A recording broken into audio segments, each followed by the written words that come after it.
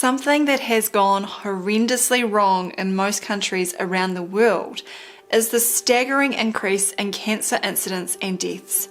This is not a new trend, and Dr. Ulrich Williams wrote in the 1930s that the mortality per living million from cancer in England and Wales increased from 274 in the year 1850 to 1,563 in the year 1934, and is still sweeping upward. He was correct that the trend was continuing upward, and in the present era, the cancer mortality rate in the United Kingdom is around 2,600 per million people. What has happened to all the supposed preventative medicine? When I was working in the allopathic system, it was presented as a mystery and often excused with the suggestion that it must be the result of aging populations. However, many of the cancers are affecting young people, and one of these is skin cancer. How did this happen when for the past 4 decades the population has been slopping on sunscreen in far higher quantities than ever before? Let's have a look at who's been telling lies about sunscreen.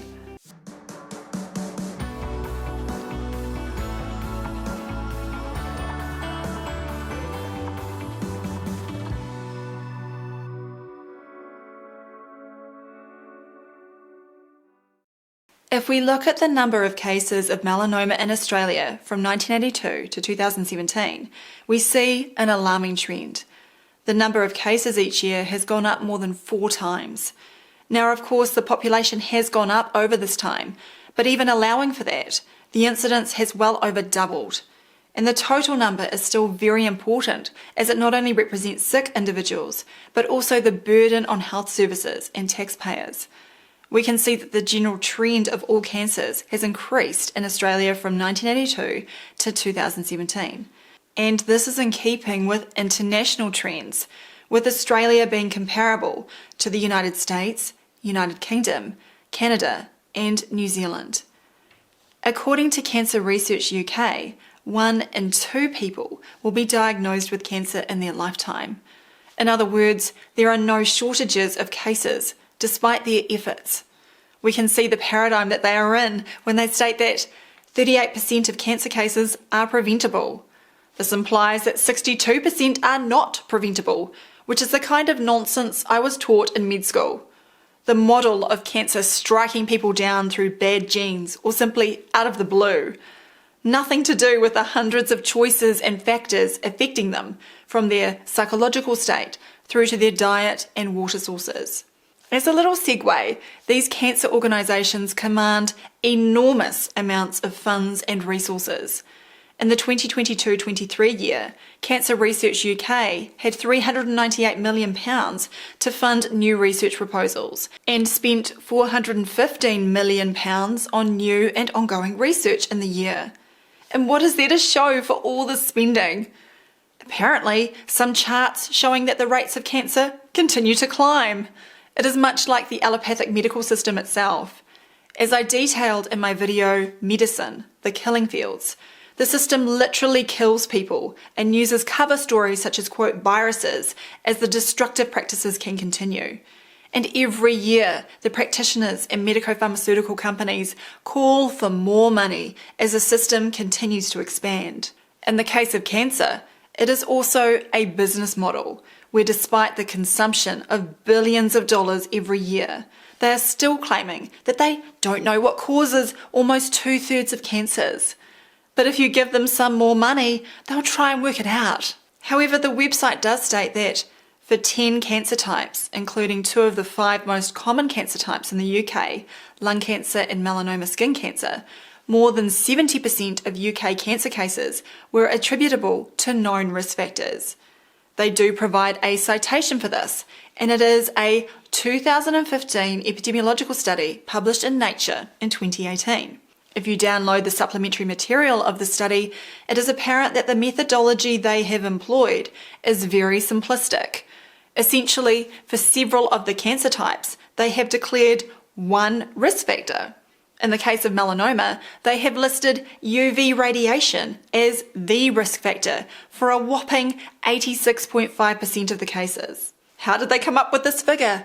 They base it on a World Health Organization publication that lists UV radiation as a, quote, carcinogenic agent with sufficient evidence in humans. Let's say, for argument's sake, we decide to accept this relationship. It still leaves the problem of how on earth this was quantified at 86.5%. If we go back to the 2015 Nature paper, we can see that the so-called population attributable fractions were created using a, quote, standard formula that looks like this. At this point, it is apparent that they are basically making things up. Frankly, it sounds made up. And with this many assumptions, it can be concluded that the results are almost certainly going to be garbage. I guess we shouldn't be surprised, as I mentioned in my recent video, 5 spectacular fails from germ theory. Epidemiological statistics can be manufactured to the point where they are claimed to be evidence for viruses that have not even been shown to exist. And what about direct scientific studies looking at UV exposure and cancer rates? No, it's more modelling when you look here too. So the invented models regarding cancer causation is the first issue, but then there are further troubles with their claims.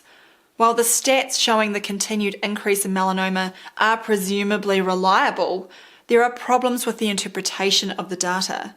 The claim is that the reason melanoma rates continue to climb is because of UV radiation exposure. This seems odd, as when I started school in the late 1980s, the anti-sun campaigns were already in full swing, and sunscreen use became highly prevalent in countries like New Zealand and Australia. Up until then, most people didn't give it much thought, and kids and adults were free-ranging on the beach and outdoor areas in our parts of the world. But then we were told that sun exposure was dangerous, as it was causing cancer, so we needed to start applying sunscreen. There were huge public health campaigns as the mantra was drummed into the population, particularly through TV programming. There has certainly been plenty of slopping on the sunscreen over the past 4 decades, and yet the rates of melanoma have continued to rise. I guess it must be climate change. I must confess that I was a regular user of sunscreen for much of my life, with my fair skin having a propensity to burn, and growing up in the 80s and 90s with the sun fair campaigns, it seemed like the right thing to do. The first inkling I had into the problem with the sunscreen story was when I met my husband Mark in 2007. He was finishing up his time as a professional athlete, and on heavy training days would be outdoors running and cycling for up to 8 hours. I presumed that he must have used a lot of sunscreen, and was surprised to see that he didn't, and instead would train with lightweight long-sleeve tops and sunglasses. He said it was because all sunscreen felt terrible on his skin, as it blocked the pores to interfere with sweating, cooling, and eliminatory processes. Instinctively, he felt that something was wrong with it. And when we scratch beneath the surface, there is the problem of exposing the skin to the smorgasbord of chemical ingredients in sunscreens. In this article under the heading, "Are Sunscreen Ingredients Harmful?" it says, with high product safety standards in Australia, all ingredients for sunscreens must be approved by the Therapeutic Goods Administration, or TGA. Well, that's not reassuring at all. Remember, this is the same TGA that approved the COVID-19 vaccines quick smart in January 2021. The history of pharmaceuticals is a whole lot of hype when they are first released and in vogue, followed by safety scandals, and then the products dropping out of the market as they are replaced by, quote, better ones. You can watch my videos, Safe and Effective Then and Now, and The Myth of Safe and Effective, to see historical examples of this ongoing problem. There are so many different chemicals that have been put in sunscreens, both now and in the past, that it would take hours to go through all of them and their possible effects.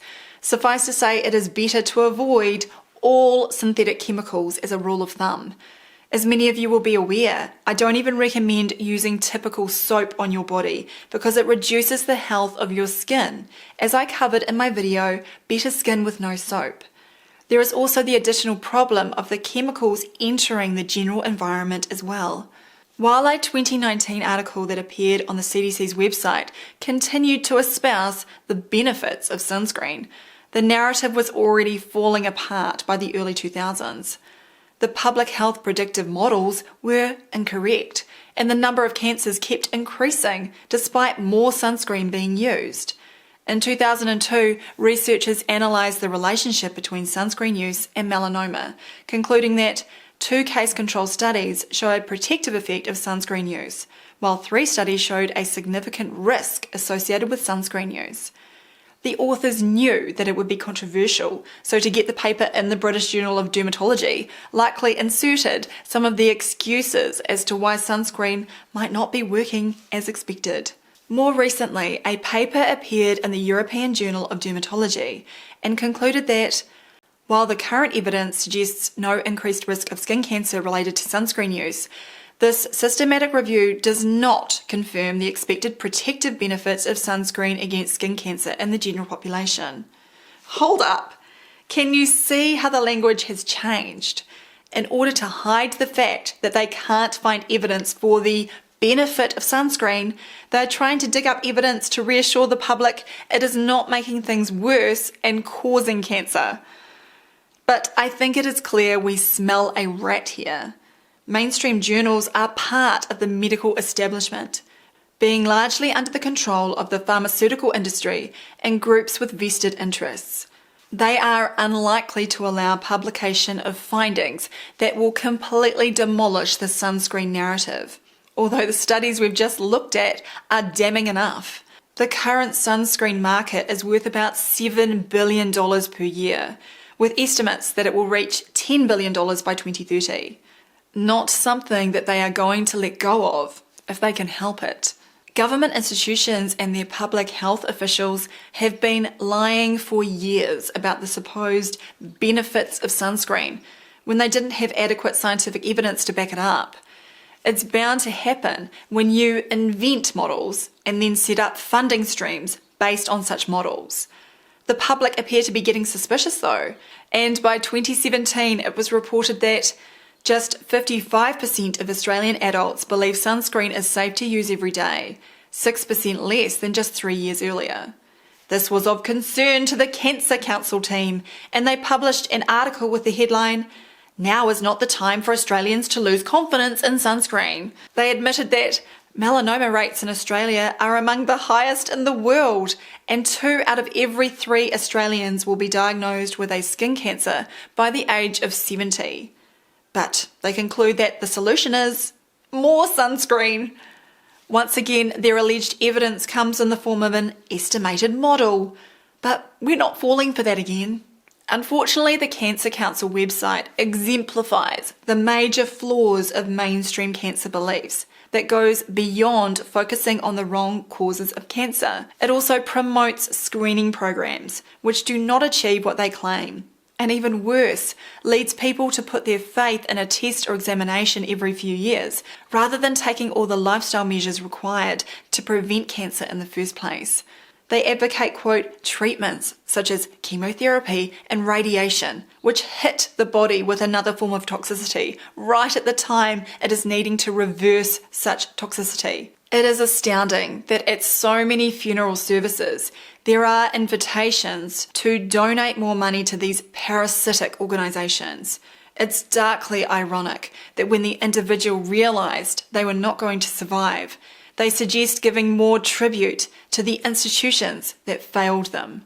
Despite all the public health campaigns, screening programs and research, the rates of cancer continue to climb on their watch. More money is not going to resuscitate a broken model. If you want to take a deeper dive into the problems of cancer management in the allopathic system, you can listen to some of Mark's interviews on the Fair Food Forager show. I'll put the links in the description. Allopathic medicine makes a big mistake with cancer, and that is the widespread belief that it is a localized disease. That's why with conditions such as melanoma and other skin cancers, they list their one main risk factor as UV exposure. They can't imagine that other factors in the individual, such as nutrition, exercise levels, psychological state, vitamin D levels, and what kind of chemicals they have been slopping on their skin may be contributing to the problem.